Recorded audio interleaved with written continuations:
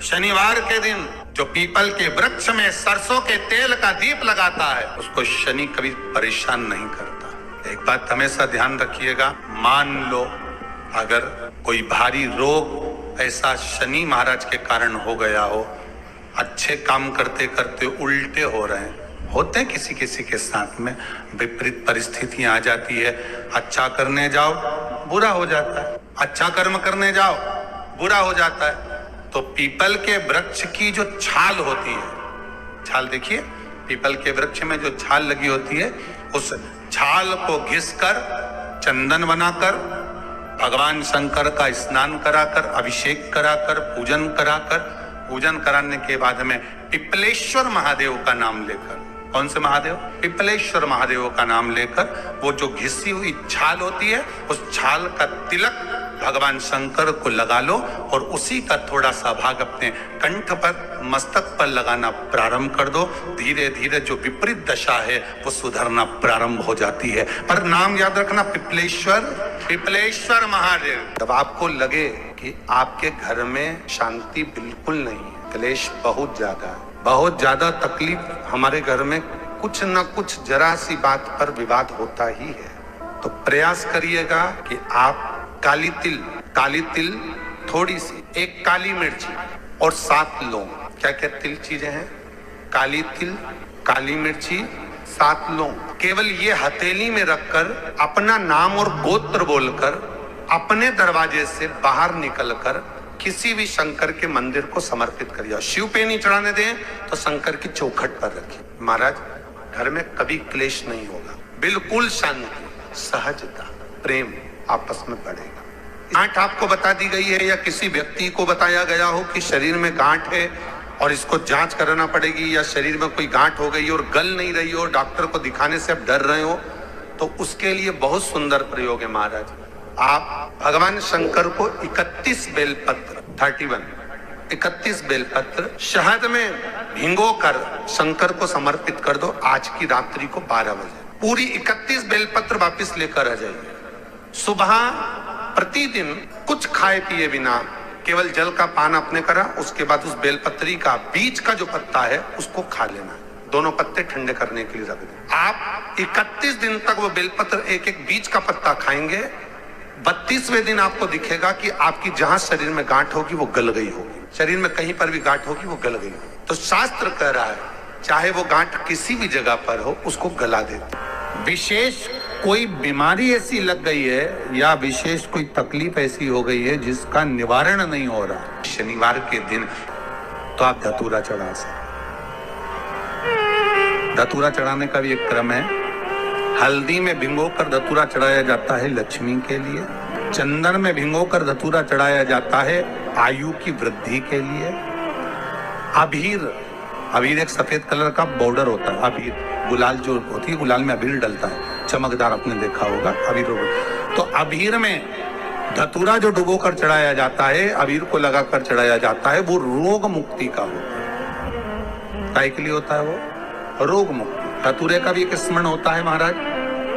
बहुत भारी रोग है, बीमारी लग गई है, डॉक्टर अपना काम कर रहे हैं, घर का व्यक्ति बहुत बीमार हालत में पड़ा हुआ है, तो बेलपत्री के वृक्ष के नीचे भी शिवलिंग का निर्माण कर एक धतूरा समर्पित करा जाता है, जिससे रोग से मुक्ति होती है।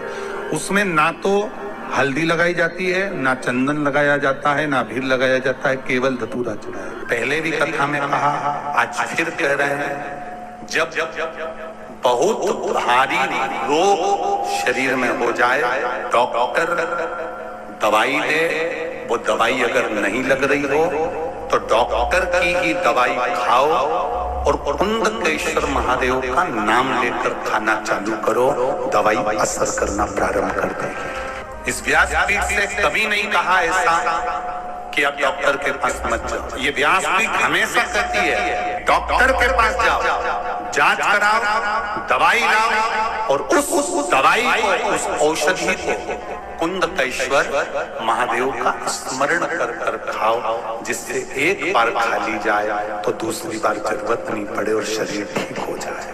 कभी कभी अगर हमारे शरीर में ज्यादा कष्ट हो रहा है, ज्यादा बीमारी आ रही है, ज्यादा तकलीफ आ रही है, तो बेलपत्री की जो बीच वाली पत्ती है, बीच वाला जो पत्ता है, अशोक सुंदरी वाली जगह पर उसको, जैसे जल इधर बहता है तो अशोक सुंदरी वाली जगह पर बेलपत्री का पत्ता इस तरह से रखकर कलश में जो जल है वो जल उस बीच वाले पत्ते पर, अशोक सुंदरी वाली जगह पर अपने शरीर में अगर ज्यादा कष्ट है, घुटने में अगर डॉक्टर बोल रहा है कि घुटना बदलना पड़ेगा या कोई गैप आ गया है हड्डी में तो शरीर में ये ऑपरेशन करना पड़ेगा या गुरिया खसक गया है तो उसके लिए डॉक्टर की दवाई तो जरूर खा। साथ में बीच वाली जो पत्ती है जो आपने अशोक सुंदरी वाली जगह पर रखी है, वहां 7 बार भगवान शंकर के नाम से, कुंदकेश्वर के नाम से जल चढ़ाओ। फिर थोड़ा सा जल बचा हुआ 3 बार शिवलिंग के ऊपर चढ़ाओ। उसी पानी में से थोड़ा सा आचमन जितना पानी कलश में लेकर आ जाओ या कटोरी में लेकर आ जाओ। उसको दिन भर में 3 बार पीना प्रारंभ करो कुंदकेश्वर महादेव के नाम से, और फिर 15 दिन बाद जांच कराओ। बाबा चाहेगा ऑपरेशन की जरूरत नहीं पड़ेगी। कौन से महादेव?